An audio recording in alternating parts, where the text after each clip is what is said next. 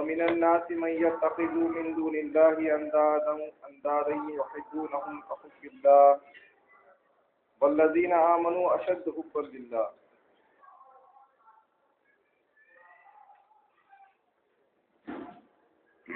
سورۃ البقرہ کی آیت نمبر 65 کا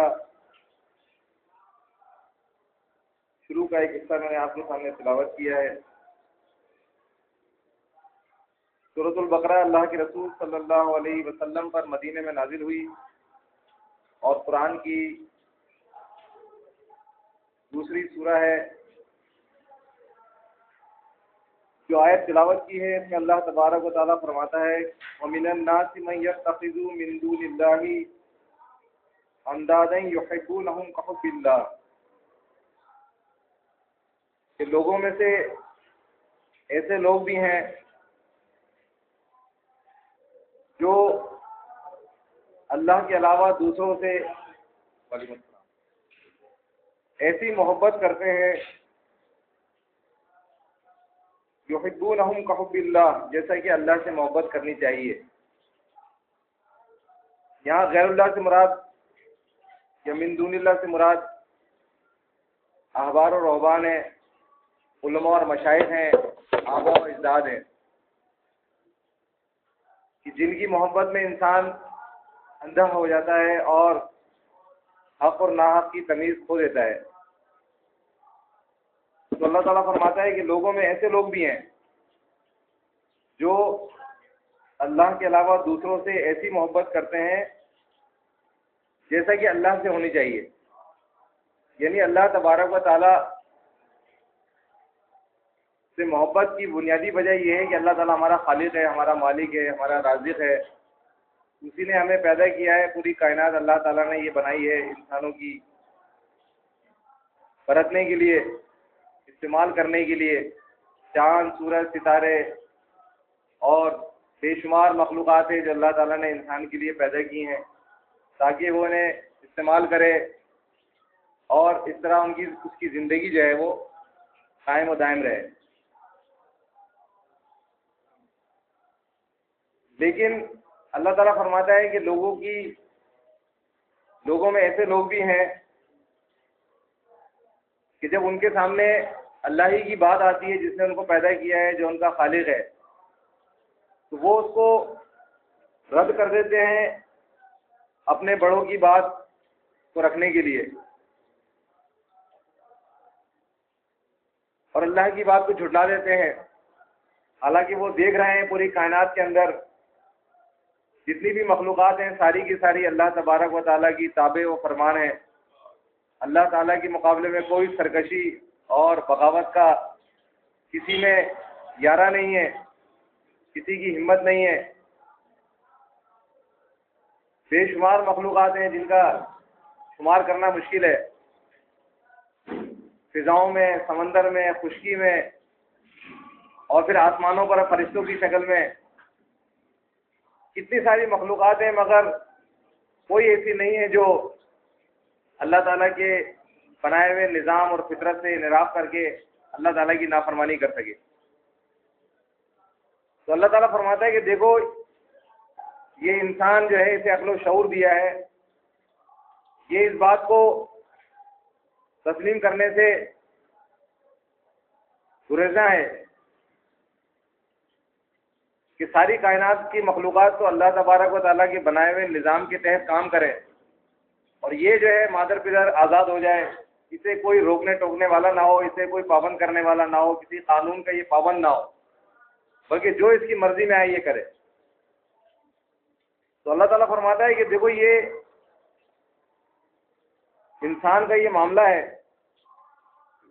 کہ اللہ تعالیٰ نے اسے یہ آزادی تو ضرور دی ہے خیر و شر کو اختیار کرنے کی، مگر اصولی طور پہ تو یہ ہونا چاہیے تھا کہ اسے احسان مند ہونا چاہیے تھا اللہ تبارک و تعالیٰ کا، کہ جس نے اسے بغیر کسی حق کے پیدا کیا اور پھر اس کے لیے پوری کائنات جو ہے اس کی خدمت میں لگا دی. چاند، سورج، ستارے، سمندر، ہوائیں، پانی سب اس کی خدمت کر رہے ہیں. ان میں سے کوئی ایک چیز بھی اگر کم ہو جائے تو پورا نظام زندگی ختم، درم برم ہو جائے. اصولی طور پہ تو انہیں پھر اللہ کی طرف سے اگر کوئی پیغمبر آتا ہے، کوئی رسول آتا ہے اور وہ انہیں اللہ کا قانون انہیں بیان کرتا ہے اور بتاتا ہے کہ اللہ نے تمہارے مالک اور تمہارے خالق نے تمہارے لیے یہ زندگی کا ضابطہ مقرر کیا ہے، متعین کیا ہے، یہ اس کی طرف سے تمہارے لیے ہدایات ہیں کہ اس کے مطابق زندگی گزارو۔ باقی مخلوقات کو تو یہ ہے کہ ان کو تو پروگرام کر دیا، انہوں نے تو اس سے ہٹنا ہی نہیں ہے، اس فطرت سے ہٹنا ہی نہیں ہے، مگر تمہیں یہ اختیار ضرور دیا ہے کہ تم چاہو تو بھلائی کو اختیار کرو، چاہے نیکی کو اختیار کرو، مگر احسان مندی کا تقاضا یہ ہے کہ تم اللہ تبارک و تعالیٰ کے شکر گزار بندے بن کے زندگی گزارو۔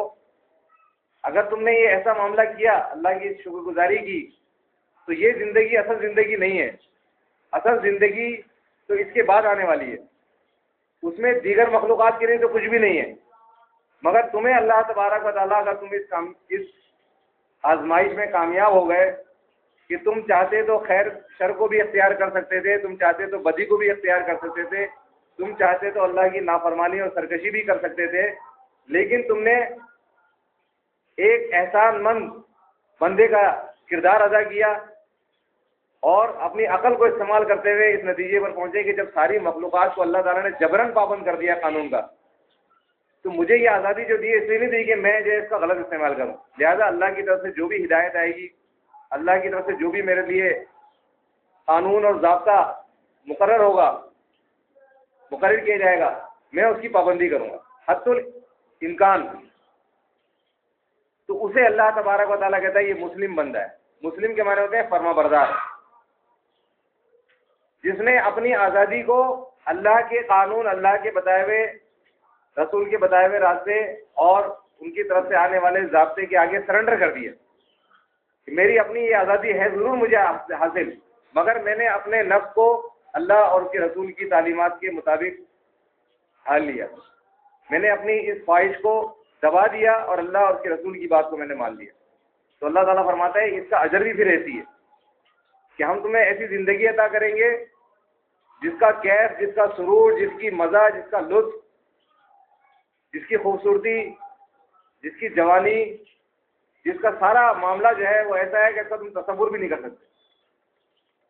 کچھ چیزیں تمہیں بتا ضرور دی گئی ہیں کہ جنتوں میں کیا کیا نعمتیں تمہیں حاصل ہوں گی، لیکن اگر تم نے یہ تھوڑی سی زندگی اگر اللہ کے بتائے ہوئے طریقے کے مطابق گزار دی، اس کے رسولوں کی تعلیمات کے مطابق گزار دی، اس کے بعد تمہیں ایک ایسی زندگی ملنے والی ہے، اور یہ اللہ تبارک و تعالیٰ کا تم سے وعدہ ہے، اور اللہ تعالیٰ اپنے وعدے کی کبھی خلاف ورزی نہیں کرتا۔ اس نے اپنے ایمان والے بندوں سے یہ وعدہ کیا ہے کہ وہ انہیں جنتوں میں داخل کرے گا، ان کی کوتاہیوں سے درگزر کرے گا، انہیں معاف کر دے گا۔ اللہ تعالیٰ کہتا ہے یہ وعدہ ہم پر لازم ہے کہ ہم پورا کریں۔ اگر کوئی بندہ مومن اللہ کے پاس جاتا ہے دنیا سے، اگر وہ ایمان کی حالت میں جاتا ہے، تو آپ دیکھیں کہ اللہ تعالیٰ فرماتا ہے کہ اس کے باوجود لوگوں کا حال یہ ہے کہ وہ اللہ تعالیٰ کی ساری نعمتوں سے لطف اندوز ہو رہے ہیں، انہیں استعمال کر رہے ہیں، مگر قانون اور ضابطہ وہ اللہ کے بندوں کا مان رہے ہیں، اپنے جیسے انسانوں کے بنائے ہوئے قوانین کو، ان کی طرف سے دیے گئے عقائد کو، ان کی طرف سے دیے گئے نظریات کو اپنی زندگی میں نافذ کر رہے ہیں اور اس کے مطابق زندگی گزار رہے ہیں۔ تو آپ دیکھیں نوح علیہ السلام نے بھی اسی چیز کو اپنی قوم کے سامنے پیش کیا تھا کہ ما لکم لا ترجون للہ وقارا وقد خلقکم اطوارا، کہ تمہیں کیا ہو گیا ہے، تمہاری نگاہ میں اللہ کا کوئی وقار نہیں ہے، تمہاری نگاہ میں اللہ کی یہ عزت ہے کہ تم اللہ تبارک و تعالیٰ کی طرف سے آئی ہوئی ہدایت کو اس طرح ٹھکرا رہے ہو، صرف اپنے بڑوں کو بچانے کے لیے، اپنے اکابرین کو بچانے کے لیے، اپنے علماء اور اپنے مشائخ کو بچانے کے لیے تم اللہ کی طرف سے آئی ہوئی ہدایت کو تم جھٹلا رہے ہو، جس ہدایت کی دلیل پوری کائنات کے اندر پھیلی ہوئی ہے، توحید کی، جس کی توحید کی دلیل تمہارے اپنے نفس کے اندر موجود ہے، تمہارے پاؤں کے ناخن سے لے کے سر کے بال تک کے پورے 5.5-6 فٹ کے وجود میں ایک ایک چیز تمہارے اللہ کی جو وجود کی توحید کی نشانی ہے۔ تمہارا دل اس بات کی گواہی دے گا، تمہارے فطرت میں اللہ تعالیٰ نے یہ توحید ڈال دی ہے۔ کہ اس کے سوا کوئی الہ نہیں ہے، اس کے سوا کوئی عبادت کے لائق نہیں ہے، مگر تم نے ساری چیزوں کو رد کر دیا. تم نے آسمان کو دیکھا، ستاروں کو دیکھا، نظام کو دیکھا چلتے ہوئے، اللہ تعالیٰ کے جو توحید کی تمہیں دلیل دے رہے ہیں اس کو تم نے جھٹلا دیا. اپنے نفس کے اندر جو دلیل موجود تھی توحید کی اس کو جھٹلا دیا. رسولوں کے ذریعے جو کتابیں نازل ہوئیں، کتابیں اللہ تعالیٰ نے بھیجی، اس میں جو اس نے دلائل دیے ان کو جھٹلا دیا. اور بات کس کی مانی؟ اپنے بڑوں کی، جنہوں نے تمہیں غیر فطری چیز کے اوپر لگا دیا، شرک کے اوپر. جن کو تم پوج رہے ہو، جن سے مانگ رہے ہو، خود تمہارے سامنے ان کے سارے معاملات ہیں کہ دیکھو کس طرح بے بس اور لاچار ہے. وہ اپنی زندگی کے لیے بھی بے بس اور لاچار ہے، اپنی بیماری اور اپنی تکلیف کو بھی وہ دور نہیں کر سکتے. زندگی اور موت کو بھی ان کا اپنے کوئی اختیار نہیں ہے. اتنے بے بس اور لاچار ہیں وہ، اور تم ان کو اللہ کے برابر کر رہے ہو صرف اس وجہ سے کہ تمہارے بڑوں نے یہ بات کہہ دی. اب بڑوں کی بات کو غلط قرار دینا یہ تمہارے بس سے باہر ہے، تمہارے لیے شرمندگی کی بات ہے. اس لیے تم نے اللہ کی بات کو جھٹلا دیا. ما لکم لا ترجون للہ وقارا، تمہارے نگاہ میں اللہ کا کوئی وقار نہیں ہے، کوئی عزت نہیں ہے اللہ کی، کہ اللہ کی بات تمہارے سامنے آئی ہے، تمہارا خالق اور مالک، اور تم نے اس کو ایسے جھٹلا دیا. ان کی کیا حیثیت ہے اللہ کے مقابلے میں، جن کی بات کو اونچا رکھنے کے لیے تم اللہ کی بات کو جھٹلا رہے ہو. وَلَقَدْ خَلَقَكُمْ أَطْوَارًا، حالانکہ اس نے تمہیں پیدا کیا ہے. یہ جن کی تم اللہ کو چھوڑ کر جن کو تم نے معبود بنایا ہوا ہے، جن کی تم اندھی پیروی کر رہے ہو، انہوں نے تمہیں پیدا کیا ہے. یہ تمہارے خالق ہیں، تمہارے مالک ہیں، تمہارے رازق ہیں. ہوائیں یہ چلاتے ہیں، بارش یہ برساتے ہیں، نظام کائنات یہ چلا رہے ہیں. یہ تو خود بے بس ہیں، لاچار ہیں. تمہارا اپنا دیکھنا مشاہدہ ہے، تم خود دیکھتے ہو اپنی زندگی کے اندر کہ وہ پیر صاحب ہیں کس طرح بڑھاپا ان کو کھائے چلے جا رہا ہے. کہ 10 سال پہلے تم نے دیکھا تھا پیر صاحب سے جب تم نے بیعت کی تھی تو ان کی کچھ جسمانی صلاحیت کچھ اور تھی، قوت کچھ اور تھی. 10 سال بعد پیر صاحب لاٹھی لے کے آ رہے ہیں. تم خود آنکھوں سے دیکھ رہے ہو کہ پیر صاحب جا رہے ہیں آہستہ آہستہ. پیر صاحب کچھ عرصے بعد پیر صاحب کے ہوش و حواس بھی غائب ہو جائیں گے. آزاد تو اب ڈھیلے پڑنا شروع ہو گئے. اب پیر صاحب 60 کو کراس کر گئے، 60 کو کراس کر گئے. تم آنکھوں سے دیکھ رہے ہو. اس کے بعد یہ حالت یہ تھی کہ پیر صاحب بیڈ پہ پڑے ہوئے ہیں، پتہ چلتا ہے کہاں جی کہنے کی جی ان کا آپریشن ہو رہا ہے اپنڈکس کا، اسپتال میں ایڈمٹ ہے. کچھ دنوں بعد دیکھا تو جی پیر صاحب بیڈ پہ پڑے ہوئے ہیں، اب تو ان کا بس پیمپر بندھا ہوا ہے اور گھر والے ہی ان کا جو نا پوٹی اور ان کا سارا معاملہ کر رہے ہیں. سب کچھ دیکھ رہا ہے یہ. پھر بھی آپ دیکھیے اس کی سرکشی اور بغاوت. یہ ایسے لاچار اور بے بس کو اللہ کے مقابلے میں لے کر آ گیا ہے. تو اللہ تعالیٰ فرماتے نوح علیہ السلام نے اپنی قوم کو جھنجھوڑا ہے کہ تمہاری نگاہ میں اللہ کا کوئی وقار نہیں ہے.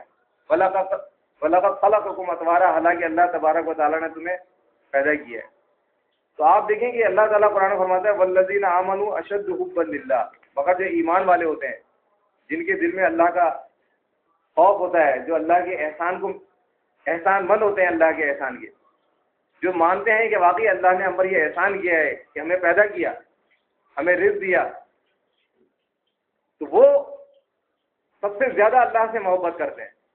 اور اللہ سے محبت کا تقاضا کیا ہوتا ہے کہ پھر وہ اللہ کی بات کے آگے کسی کی بات کی کوئی حیثیت نہیں دیتے. اگر ان کے سامنے اللہ کی بات آ جائے تو وہ اپنے بڑوں کو، اپنے اماموں کو، اپنے پیشواؤں کو، اپنے پیروں کو اور مولویوں کو، ان کو کوئی حیثیت نہیں دیتے اللہ کے مقابلے میں. اس لیے وہ کہتے ہیں ٹھیک ہے تمہاری بات ہم اس وقت مانیں گے جب تم اللہ کی بات کے مطابق بات کہو گے. اگر تمہاری بات اللہ کے مقابلے میں آئے گی تو پھر ہم اللہ کا وقار ہمارے نگاہ میں ہے. اللہ نے ہمیں پیدا کیا، تم نے پیدا نہیں کیا. یہ رزق اللہ کا دیا ہوا ہم کھاتے ہیں، تمہارا نہیں کھاتے. تو اللہ تعالیٰ فرماتا ہے والذین آمنوا اشد حبا للہ، کہ جو ایمان والے ہوتے ہیں وہ سب سے زیادہ اللہ سے شدید ہوتے ہیں محبت کے اندر. وہ اللہ کی بات اگر ان کے سامنے آ جائے رسولوں کے ذریعے، تو اگر انہیں یہ پتہ چل جائے کہ ہم غلطی پر تھے، ہمارا عقیدہ، ہمارا موقف، ہمارا نظریہ غلط تھا، تو پھر وہ ہٹ درمی کا مظاہرہ نہیں کرتے بلکہ رجوع کر لیتے ہیں، توبہ کر لیتے ہیں، پلٹ آتے ہیں اللہ کی طرف، اللہ کی کتاب کی طرف. تو اللہ تعالیٰ قرآن میں یہ بیان فرماتا ہے کہ دیکھو انسانوں میں ایسے بھی لوگ ہیں کہ جو اللہ کے بجائے اللہ کے بندوں سے ایسی محبت کرتے ہیں جیسی کہ اللہ سے ہونی چاہیے. اور یہی وہ بنیادی فیکٹر ہے, وہ بنیادی وجہ ہے جو لوگوں کو ہدایت کی طرف آنے میں رکاوٹ ہوتا ہے.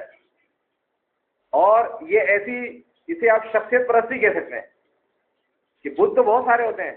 ہمارے ذہن میں تو بت کا تصور یہ ہے کہ پتھر کا بنا ہوا یا لکڑی کا بنا ہوا بت جو ہے. حالانکہ حدیث میں آتا ہے کہ ہر وہ چیز جو جس کی پوجا کی جائے, جس کی پرستش کی جائے, وہ بت ہے.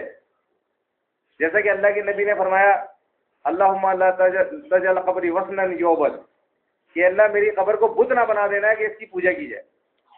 اب قبر ویسے تو قبر ہے, اللہ کے نبی صلی اللہ علیہ وسلم نے خود حکم دیا ہے کہ قبروں کی زیارت کیا کرو. یہ تو نہیں کہہ رہے آپ کہ بتوں کی زیارت کیا کرو, اللہ کے نبی نے یہ تو نہیں کہا, قبروں کی زیارت کا حکم دیا ہے کہ قبروں کی زیارت کیا کرو. لیکن اللہ کے نبی فرما رہے ہیں کہ اگر میری قبر اگر صرف عبرت اور زیارت سے ہٹ کر اس کی پوجا پاٹ شروع ہو جائے, اس کے متعلق لوگ نظریات قائم کر لیں, اس کے آگے سجدے کرنے لگیں, اس کے آگے رکوع سجود کرنے لگیں, تو پھر یہ قبر جو ہے, میری قبر بھی جو ہے بت بن جائے گی. تو اسی طرح شخصیت کا بھی ایک بت ہوتا ہے. انسان کو احساس نہیں ہوتا, لیکن یہ بھی ایک بت ہے جو سینے کے اندر محفوظ ہو جاتا ہے. اب اسلام جو ہے وہ سب سے پہلے جو ہے وہ شخصیت کا جو بت ہے اسے توڑتا ہے. اسلام یہ سب سے پہلے کلمے کے اندر لا کے ذریعے نفی کرواتا ہے کہ لا الہ, کہ سب سے پہلے انکار, کہ نفی کرو. اور لا جو ہے یہ طاغوت کے کفر پر دلالت کرتا ہے. اللہ کے نبی صلی اللہ علیہ وسلم بھی جب اپنے دعوت و تبلیغ کرتے تھے تو آپ اس میں یہ شرط رکھتے تھے کہ اللہ کی عبادت کرو وَتَخْلَعُونَ مَا تَعْبُدُونَ مِن دُونِ اللَّهِ, اور اللہ کے علاوہ جن جن کی تم عبادت کرتے ہو ان سے علیحدہ ہو, ان کا کفر کرو. حتیٰ کہ مسلم کی روایت میں آتا ہے نبی علیہ السلام نے فرمایا کہ اگر کوئی عیسائی تمہارے پاس آئے اور تم سے کہے کہ میں اسلام کو مانتا ہوں, اسلام کو قبول کرتا ہوں, تو پھر بھی اس سے یہ پوچھو کہ بتاؤ عیسیٰ ابن مریم کو کیا سمجھتے ہو. اس لیے کہ وہ عیسیٰ ابن مریم کو اللہ کا بیٹا بناتے ہیں, ان کی پرستش کرتے ہیں, ان کی پوجا کرتے ہیں, یہ ایک بت بن گئے وہ.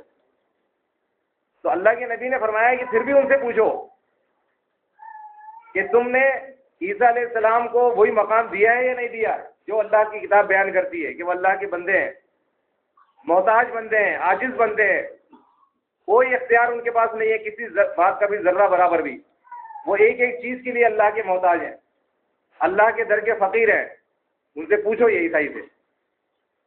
آپ دیکھیں کہ اللہ کے نبی نے کیوں یہ بات کہی, اس لیے کہ وہ عیسیٰ علیہ السلام کا جو انہوں نے تصور قائم کیا ہوا ہے اپنے دلوں کے اندر, جو بٹھایا ہوا ہے دل و دماغ کے اندر, اس نے ایک بت کی شکل اختیار کر لی ہے. وہ ایک بت بن گیا ہے, صنم بن گیا ہے. اور ایمان کے لیے بت چاہے سامنے رکھا ہو, ابراہیم علیہ السلام نے جس طرح بت خانے میں جا کے بتوں کو توڑا تھا, اسی طرح یہ بت جو دلوں کے اندر بیٹھا ہوتا ہے, دماغ میں جو بیٹھا ہوتا ہے, شخصیت کا بت, جب تک کہ یہ نہیں ٹوٹے گا اسلام دل کے اندر داخل ہی نہیں ہو سکتا. اللہ تعالیٰ کہتا ہے ہم نے کسی انسان کے سورہ زمر میں کسی انسان کے سینے میں دو دل نہیں بنائے, کہ ایک دل کے اندر شخصیت کی کا بت رکھا ہو اور دوسری دل کے اندر اللہ کی محبت ہو. ایک دل کے اندر اپنے اکابرین کی, جنہوں نے اللہ کے بندوں کو گمراہ کیا, کافر اور مشرک بنایا, اللہ کے دین سے منحرف کیا, ایک دل کے اندر ان کی محبت, اور دوسرے دل کے اندر ایک ہی بندے کے اندر دوسرے دل کے اندر اللہ کی محبت. فرمایا نہیں ہو سکتا. اللہ کی محبت تو دل میں جب داخل ہوگی جب وہ غیر اللہ کی محبت جو ہے, وہ جو طاغوت ہیں جنہوں نے اللہ کی دشمنی کی ہے, اللہ کے دین کے ساتھ قدر کیا ہے, اللہ کے بندوں کو گمراہ کیا ہے, ان کی محبت دل سے نہ نکلے اور ان کا بغض اس جگہ نہ آئے. ایمان کی شرط یہ بتائیے کہ اللہ کے دشمن طاغوت کے لیے دل میں بغض ہونا چاہیے, جیسے ابراہیم علیہ السلام کا بغض تھا. وہ بغضاء کہ اللہ کا کہ ہمارے اور تمہارے درمیان وبدا بیننا وبینکم العداوۃ والبغضاء, عداوت آپ سب جانتے ہیں اردو کا لفظ ہے, دشمنی, کہ ہمارے بیننا وبینہما, ہمارے اور تمہارے درمیان اب بغض ہے. یہ بغض کس وجہ سے؟ کوئی تم نے میرا مال نہیں دبایا. ابراہیم علیہ السلام کو تو مال دبا کے نہیں بیٹھے تھے ان کی قوم, یا ان کا کوئی قرضہ نہیں چڑھا تھا ان کے اوپر. ایک اللہ کی توحید کی وجہ سے ان کے ساتھ یہ معاملہ ان کا ہوا تھا. اس کی وجہ سے انہوں نے اپنے والد سے بھی مخالفت مول لی تھی اور ہجرت کر گئے تھے اپنے والد کو چھوڑ کر. تو وہ بغض کس وجہ سے تھا؟ ایمان کی وجہ سے. ورنہ ذاتی طور پر تو ان کو کوئی دشمنی نہیں تھی. اور اللہ کے نبی صلی اللہ علیہ وسلم کی حدیث بھی ہے کہ جس نے اللہ کے لیے محبت کی اور اللہ کے لیے دشمنی کی تو اس نے اپنا ایمان مکمل کر لیا. یعنی اگر ہماری کسی سے دین کے حوالے سے دشمنی ہے یا محبت ہے تو صرف اللہ کے لیے، اپنی ذات کی تسکین کے لیے نہیں ہے. میں اگر آج مودودی صاحب کو، مولانا مودودی جو جماعت اسلامی کے امیر ہیں، جن کا میں کبھی میری پسندیدہ شخصیت تھی وہ کبھی، اور اسی طرح ہم سب کی کوئی نہ کوئی شخصیت تھی، لیکن جب ان کا طاغوتی کردار ہمارے سامنے آیا کہ انہوں نے تو گمراہ کر دیا انسانیت کو، ہم تو انہیں یہ سمجھ رہے تھے کہ دین کے بڑے جاننے والے ہیں، دین کے بڑے ماننے والے ہیں، ہمارے اندر وہ صلاحیت نہیں ہے دین کو سمجھنے کی، ہم ان کے پیچھے چلیں گے اس طرح یہ بھی جنت میں اور ان کے پیچھے پیچھے ہم بھی جنت میں چلے جائیں گے، ہمیشہ کی مغفرت ہو جائے گی. لیکن جب ہمیں اللہ کے ایک بندے کے ذریعے توجہ دلایا گیا اور بتایا گیا کہ دیکھو یہ ان کا کردار تو طاغوتی کردار ہے، یہ طاغوت ہے، یہ تو اللہ کی کتاب سے انہوں نے لوگوں کو گمراہ کیا ہے، منحرف کیا ہے. کہ اللہ کی کتاب تو یہ کہتی ہے کہ اللہ کے نبی صلی اللہ علیہ وسلم کے متعلق کہ آپ کو بھی مرنا ہے اور یہ سارے مر جائیں گے سورہ زمر میں. اور یہ مودودی صاحب ہے، جب ان سے پوچھا جاتا ہے کہ جی کیا فرماتے ہیں اس بارے میں حیات النبی اور وفات النبی کے متعلق، تو انہوں نے سیاسی جواب دیا، کیونکہ وہ سیاست میں آ چکے تھے جب، کہ جو یہ کہے کہ اللہ کے نبی صلی اللہ علیہ وسلم کی وفات ہو گئی ہے اس کا ایمان بھی خطرے میں ہے، جو یہ کہے کہ اللہ کے نبی صلی اللہ علیہ وسلم حیات ہیں اس کا ایمان بھی خطرے میں، کیونکہ اس عقیدے کے اندر صحیح اور غلط دونوں ہونے کا احتمال ہے. آپ دیکھیں قرآن کی واضح آیات کو کس طرح انہوں نے متنازع بنا دیا. تو یہ جو فنکاری ہے، یہ جو اداکاری ہے، یہ کوئی اللہ سے ڈرنے والے بندوں کی ہوتی ہے؟ اللہ کے دین کو جاننے اور ماننے والوں کے یہ انداز ہوتے ہیں؟ یہ اداکاری کرنا، یہ کیا الفاظوں سے کھیل رہے ہیں کہ ایک چھوٹے سے پیراگراف ہے، 4 لائنوں کا چھوٹا سا پیراگراف ہے، وہ 5 لائنوں کا، اس کے اندر اس بندے نے، اللہ کے دشمن نے ساری باتیں اللہ کی کتاب کے خلاف کر ڈالی. اس نے اللہ کے نبی صلی اللہ علیہ وسلم کو حیات اور زندگی اور موت کے مسئلے کو متنازع بھی بنا دیا. پھر اگلا حملہ اللہ کی کتاب پر یہ کیا کہ یہ مسئلہ جو ہے اس کے اندر جو ہے صحیح اور غلط ہونے کا دونوں کا احتمال ہے. پھر تیسرا ایک اور حملہ یہ کیا کہ جو اس بارے میں کوئی ایک عقیدہ رکھے گا، اس کا ایمان خطرے میں پڑ گیا.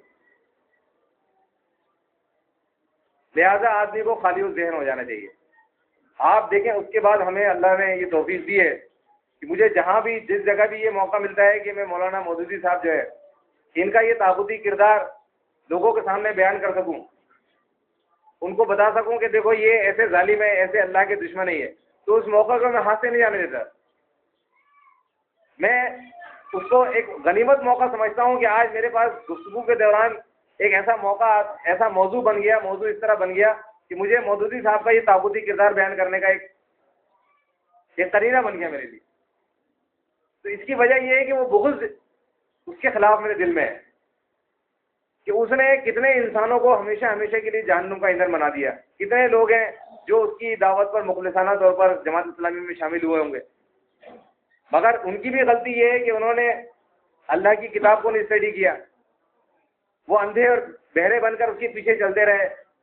تو اللہ تعالیٰ نے ان کا بھی انجام قرآن میں بیان کر دیا سورہ احزاب کے اندر آیت نمبر 66 میں کہ قیامت کے دن جب ان کے چہرے آگ کے اوپر الٹ پلٹ کیے جائیں گے تو یہ کہیں گے کاش ہم نے اللہ اور اس کے رسول کی اطاعت کی ہوتی، ہم نے اپنے بڑوں کی بات مانی، ان کو چیک نہیں کیا، ان کی بات کی دلیل نہیں مانگی اور اندھے بن کر ان کے پیچھے چلتے رہے، اور آج انجام یہ ہے کہ ہم جہنم کے اندر داخل کر دیے گئے. تو آپ دیکھیں کہ یہ جو طاغوت ہے جو انسان کے اندر، دل کے اندر جو بیٹھ جاتا ہے، شخصیت کا بت جو ہے، قرآن اس کو سب سے پہلے اس طرح اس کی حیثیت کو گراتا ہے کہ جو طاغوت ہوتے ہیں ان کا طاغوتی کردار پیش کرتا ہے. بنی اسرائیل کے آپ دیکھیں یہودیوں اور عیسائیوں کے جو علماء ہیں، یہ ان کی تو کرتوت ہے جو یہودی اور عیسائی شرک اور کفر میں مبتلا ہو گئے. اللہ تبارک و تعالیٰ نے ان کے طاغوتی کردار بیان کیے، ان کی حرکتیں بیان کی اور ان کی اس حیثیت کو گرایا جو لوگوں میں ان کی بنی ہوئی تھی. لوگ ان کی عزت و احترام کر رہے تھے. اللہ تبارک و تعالیٰ فرماتا ہے کہ ان کی مثال تو گدھے کی سی ہے. یہ کیسے عالم ہے؟ اس سے بہتر تو وہ شخص ہے جو اس کے پاس ساری ڈگریاں نہیں ہے مگر وہ توحید کو جانتا ہے کہ توحید کی تعریف کیا ہے. یہ اتنی ساری ڈگریاں لے کر بھی اگر ان کو یہ نہیں پتا ہے کہ اللہ کو لا شریک ماننے کا کیا مطلب ہے، اللہ کو لا شریک ماننے کا تقاضا کیا ہے، تو ایسا شخص تو یہ ڈگریاں جو ہے ایسا ہی ہے جیسا کہ گدھے کے اوپر کتابیں لدی ہوئی ہیں، کہ وہ کتابیں تو ڈھیر ساری ہیں مگر اسے نہیں پتا کہ اس کتاب میں کیا لکھا ہے. کہیں اللہ تبارک و تعالیٰ نے ان کو کتے سے مثال دی ہے. یہ صرف اور صرف جانتے بوجھتے ان کو سب پتا ہے کہ حقیقت کیا ہے، سچائی کیا ہے، اصل دین کیا ہے، مگر انہوں نے صرف اپنے دنیاوی مفادات کے لیے، اپنے گھر والوں کے فائدے کے لیے، ان کی آسودگی کے لیے لوگوں کو گمراہی کے چکر میں ڈال دیا مال کمانے کے لیے. مگر یہ کتنا عیش کر لیں گے؟ آخرکار انہیں بہرحال مر کر ہمارے پاس ہی آنا ہے. یہ جتنا بھی مال و دولت جمع کر لیں یہ ساتھ لے کر کچھ بھی نہیں جائیں گے. اللہ نے ان کو جو چیز دی تھی، ان کو جو ذمہ داری سونپی تھی اللہ تبارک و تعالیٰ نے، انہیں ہدایت دی تھی، ان کی ذمہ داری لگائی تھی کہ تم بہترین لوگ ہو، تمہیں دنیا کے لوگوں کی اصلاح کے لیے نکالا ہے، تم لوگوں کو دین کی طرف صحیح دین کی طرف رہنمائی کرو گے، ان کو لیڈ کرو گے، انہیں بتاؤ گے صحیح دین کیا ہے، آخرت کو ماننے کا صحیح طریقہ کیا ہے، آخرت کے کیا معاملات ہیں. تو تم نے اس کو نظر انداز کر دیا، اس کو معمولی سمجھا، حالانکہ وہ بہت بڑے اعزاز کی بات تھی کہ اللہ تعالیٰ نے تمہیں دین کے کام کے لیے منتخب کیا تھا. یہ کوئی معمولی اعزاز نہیں ہے کہ اللہ تعالیٰ کسی شخص کو ہدایت اور روشنی دکھائے اور اس کے بعد وہ مبلغ بن جائے، داعی بن جائے. یہ بہت بڑا اللہ تعالیٰ کا اعزاز ہے کسی کے لیے کہ اللہ تعالیٰ اسے دین کا شعور دے، دین کا فہم دے، اور پھر وہ اس مرحلے کے لیے تیار ہو جائے کہ اب لوگوں کو دعوت دینے کا کام اس کے ذمہ آ جائے. تو یہ کتنی بڑی اللہ تعالیٰ نے ان کے لیے اعزاز کی بات کی تھی. مگر وہ کس چیز کی طرف جھکے؟ پیسے کی طرف. اللہ تعالیٰ نے کہتے کتے کی طرح ہے جس کی زبان جو ہے لٹکی رہتی ہے، رال ٹپکتی رہتی ہے، اس کی ہڈی ڈال دو کھانے کے بعد پھر زبان لٹکا کے کھڑا ہوا ہے. کتے سے مثال دی ہے، تشبیہ دیتا ہے کہ لوگوں کے ذہن میں آئے کہ یہ اللہ کی ہدایت، اللہ کی روشنی، ایمان کی روشنی ہے، اس کو دنیاوی مفادات کے لیے قربان کر دینا، اس کو چھپا لینا، یہ ایسا ہے جیسا کتے کی طرح بن جانا. تو آپ دیکھیں کہ یہ ایک بہت بڑا المیہ ہے کہ صرف ان پڑھ لوگ ہی شخصیت پرستی کا شکار نہیں ہوتے، بلکہ وہ لوگ بھی جو عالم ہیں، علم والے لوگ ہیں، جنہوں نے کتابیں پڑھی ہیں، جنہوں نے علوم حاصل کیے ہیں، ان کا حال بھی یہ ہے کہ یہ ایسا بدبد ہے، اللہ جسے بچائے گا وہی بچے گا. اللہ جسے بچائے. دیکھیں سورہ جن میں آتا ہے کہ جنات کی ایک جماعت، نبی علیہ السلام قرآن پڑھ رہے تھے، وہاں سے گزرے وہ. سورہ جن میں آتا ہے وہ جنات کہتے ہیں انا سمعنا قرآنا عجبا یہدی الی الرشد فآمنا بہ، کہ ہم نے ایک عجیب قرآن سنا ہے جو ہدایت کی طرف رہنمائی کرتا ہے، فآمنا بہ، بس ہم اس پر ایمان لے آئے. پھر وہ آگے کیا کہتے ہیں؟ دیکھیں اللہ کی توفیق کے بغیر نہیں ہو سکتا، ورنہ یہ ایسا بدھ ہے کہ آپ طالبان کی طرح جیسا انہوں نے سریے اور گرنیڈ لے کر جو انہوں نے وہ اڑا دیے، وہ پتھر کی بت، مگر جو اصل بت ہے نا، جو سب سے خطرناک بت ہے، وہ ان کے دلوں میں پھر بھی بسا ہوا ہے، شخصیت کا بت، اپنے بڑوں کی اندھی پیروی کا جو بت ہے، وہ ان کے اندر ابھی بھی بسا ہوا ہے. جب تک وہ نہیں نکلے گا ایمان داخل نہیں ہوگا. جنات نے تھوڑا سا قرآن سنا اور اس کے بعد کہتے ہیں انا سفیہون علی اللہ شططا، کہ ہمارے بڑے احمق تھے جو اللہ پر ایسی بکواس کرتے تھے، شرک کرتے تھے. یہ اللہ کی توفیق کے بغیر نہیں ہو سکتا، ورنہ بڑے بڑے عالم آپ دیکھیں، محمد بن عبد الوہاب نجدی بہت بڑی مشہور شخصیت ہے، عربوں کے اندر گزرے ہیں. حتیٰ کہ یہ جو حج کا خطبہ ہوتا ہے اس کے اندر وہ خطبہ دینے والا تقریباً 30 40 50 دفعہ ان کا نام لیتا ہے. اتنی مشہور شخصیت ہے یہ. مگر آپ دیکھیں کہ جب شخصیت پرستی میں انسان مبتلا ہوتا ہے تو پھر کتنا اندھا ہو جاتا ہے، وہ سارے علوم، وہ ساری اس کی ڈگریاں بے معنی ہو جاتی ہیں. یہی عبد الوہاب نجدی ہیں جو اپنی کتاب و توحید میں لکھتے ہیں کہ اللہ تبارک و تعالیٰ کا یہ بہت بڑا احسان ہے کہ اس نے ہمیں پیدا کیا، اس کے بعد ہمیں کھانے پینے کے لیے دیا. اس کا یہ بھی بہت بڑا احسان ہے کہ اس نے ہمارے لیے اسلام کو پسند کیا اور ہمارے لیے کتاب نازل کی. اور اس کے بعد کہتے ہیں وہ نعمت عظمیٰ، لیکن سب سے بڑی نعمت جو ہے جو ہمارے لیے آج ہے، اعتقاد احمد بن حنبل کا عقیدہ. یہ اسی کتاب میں لکھا ہوا ہے، کتاب التوحید میں۔ آپ دیکھیں اس نے ساری نعمتوں کو شکر ادا کیا کہ اللہ نے قرآن نازل کیا، محمد صلی اللہ علیہ وسلم کو رسول بنا کر بھیجا، ہمیں پیدا کیا، ہمیں رزق دیا، لیکن وہ کہتا ہے یہ ساری نعمتیں اپنی جگہ پر، لیکن نعمت عظمیٰ کیا ہے؟ سب سے بڑی نعمت وہ ہے اعتقاد ابن حنبل، احمد بن حنبل کا عقیدہ جو ہمیں ملا ہے۔ وہ عقیدہ کیا ہے؟ وہ پورے قرآن کے خلاف ہے۔ وہ عقیدہ کیا ہے؟ وہ قبر پرستی کی چور دروازے کو کھولنے والا عقیدہ ہے۔ وہ عقیدہ کیا ہے جس نے اس امت کو اللہ کے غضب کا شکار کیا ہے؟ وہ یہ کہ مرنے کے بعد قبر کے اندر جب دفناتے ہیں مردے کو تو اس میں روح لوٹا دی جاتی ہے سوال و جواب کے لیے۔ پورے قرآن کی نفی ہے اس کے اندر، 1 2 3 4 نہیں 20 25 آیات ہیں جو بالکل ایک اسی موضوع پر ہے، یہ بھی نہیں کہ کسی اور موضوع پر ہے اور اس سے ہم نے اخذ کر کے نکالا ہے کہ یہ مردے نہیں سنتے، موضوع کچھ اور تھا اور اس سے ہم نے کشید کر کے نکالا ہے کہ مردے قیامت کے دن زندہ ہوں گے۔ الفاظ بھی یہی ہیں، ثم انکم یوم القیامت تبعثون، کوئی کشید نہیں کیا ہم نے، کوئی اخذ نہیں کیا قرآن کی کسی آیت سے، کوئی واقعہ چل رہا تھا اس میں سے ہم نے اخذ کر کے نکالا ہے کہ یہ مردے قیامت کے دن زندہ ہوں گے، اس سے یہ پتہ چل رہا ہے۔ الفاظ بھی یہی ہیں، ثم انکم بعد ذلک لمیتون، کہ زندگی کے بعد تمہیں موت آئے گی، ثم انکم یوم القیامت تبعثون، پھر قیامت کے دن تم دوبارہ زندہ ہوگے۔ ہم نے کسی واقعے سے یہ نہیں نکالا کہ قبر والے مردہ ہیں، کوئی قصہ قرآن نے بیان نہیں کیا تھا جس سے ہم یہ نکال لیں کہ قبر والا مردہ ہے۔ قرآن کے الفاظ ہیں اموات غیر احیاء، یہ مردہ ہیں، ان میں جان نہیں ہے، وما یشعرون ایان یبعثون، اور انہیں یہ بھی شعور نہیں کہ اللہ کب انہیں زندہ کر کے اٹھائے گا۔ مردے نہیں سنتے، یہ ہم نے کسی واقعے سے نہیں کشید کیا، قرآن کی آیت ہے انک لا تسمع الموتى وما انت بمسمع من فی القبور، اے نبی آپ قبر والوں کو نہیں سنا سکتے، آپ مردوں کو نہیں سنا سکتے۔ اللہ کو چھوڑ کر جنہیں یہ پکارتے ہیں وہم عن دعائہم غافلون، وہ ان کی پکاروں سے غافل ہیں۔ انما یستجیب الذین یسمعون، بات کو تو وہ قبول کرتے ہیں جو سنتے ہیں، والموتى یبعثهم اللہ، اور مردوں کو تو اللہ قیامت کے دن زندہ کرے گا۔ آپ دیکھیں اسے کہتے ہیں سری آیا، یعنی جو اپنے معنی اور مفہوم میں خود ہی واضح ہے، اس کے اندر سے نکالنا نہیں پڑ رہا ہے مفہوم، اس میں سے نکالنا نہیں پڑ رہا ہے مطلب، وہ اپنا مطلب اور مفہوم خود بیان کر رہی ہے۔ ایسی 25 آیتیں ہیں، اور اس کے خلاف احمد بن حنبل نے یہ عقیدہ دیا کہ اس بات پر ایمان ہونا چاہیے، حالانکہ پہلے یہ عقیدہ غیر اسلامی عقیدے کے طور پر تھا۔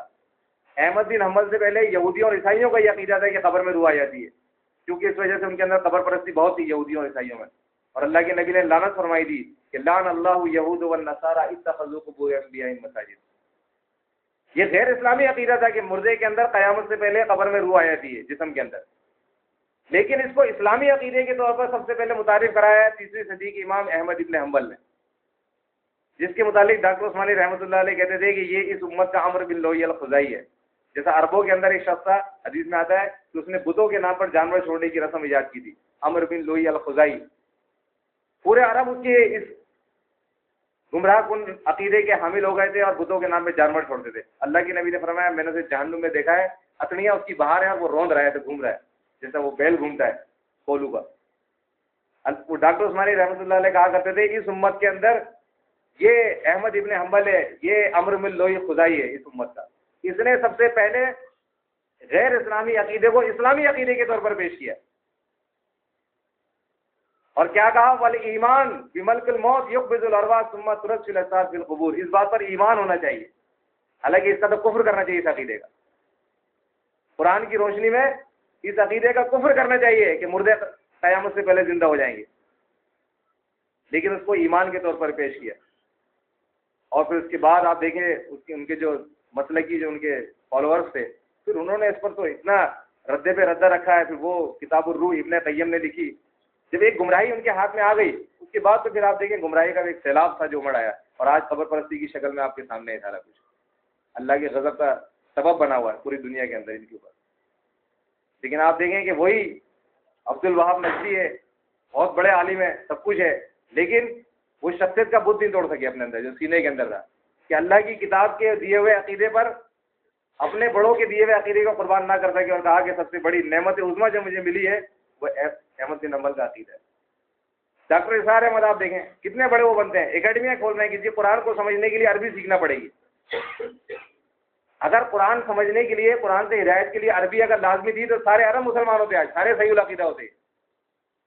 اللہ کے نبی صلی اللہ علیہ وسلم کی قبر پہ وہ جو گنبد بنا ہوا ہے وہ گنبد نہ ہوتا آج، اس لیے کہ وہ عربی میں حدیث ہے۔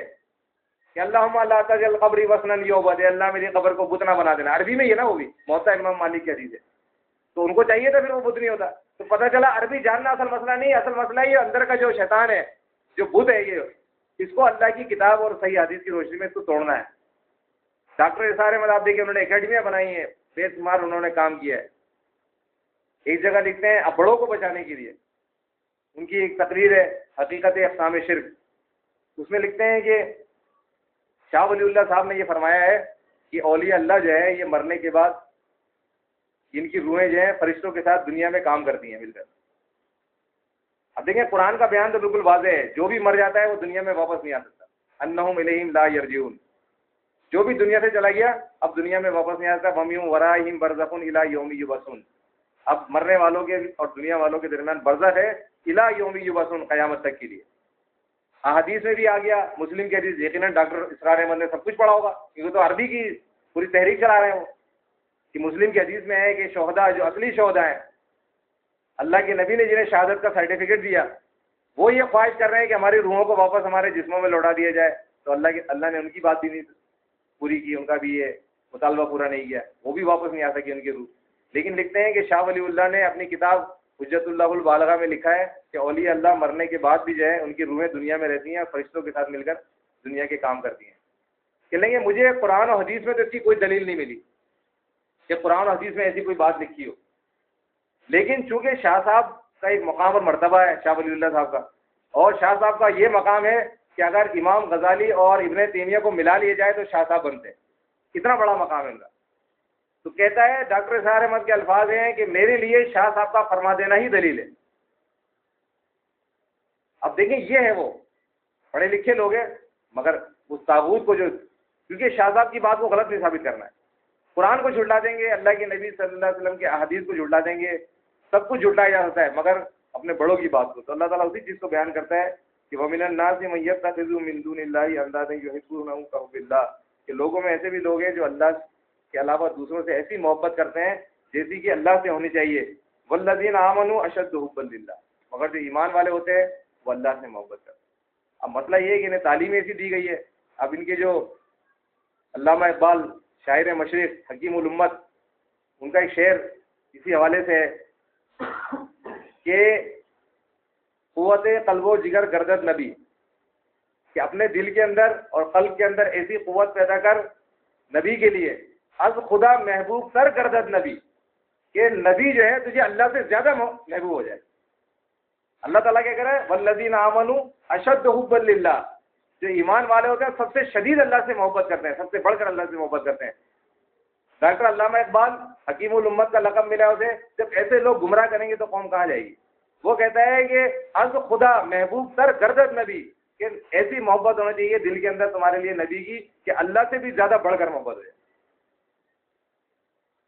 بہرحال اللہ تبارک و تعالیٰ کا یہ بڑا احسان ہے کہ اللہ تعالیٰ نے ہمیں یہ توفیق دی ہے کہ ہم اس بت کو، ہمارے پاس آزمائشی بھی آئیں، جیسا کہ ہمارا حنیف کے ساتھ معاملہ ہوا، پھر اس کے بعد دوسرا بھی ایک واقع ہوا، اس میں ہم نے شخصیت کو نہیں دیکھا، ہم نے اللہ کی کتاب کو فوکس کیا کہ قرآن و حدیث کا کیا فیصلہ ہے، اللہ کی کتاب کیا کہتی ہے کہ مشرکوں کو کیا دیے جائے، کس طرح کی تعلیم دی جائے، اللہ کے نبی کا فرمان کیا ہے.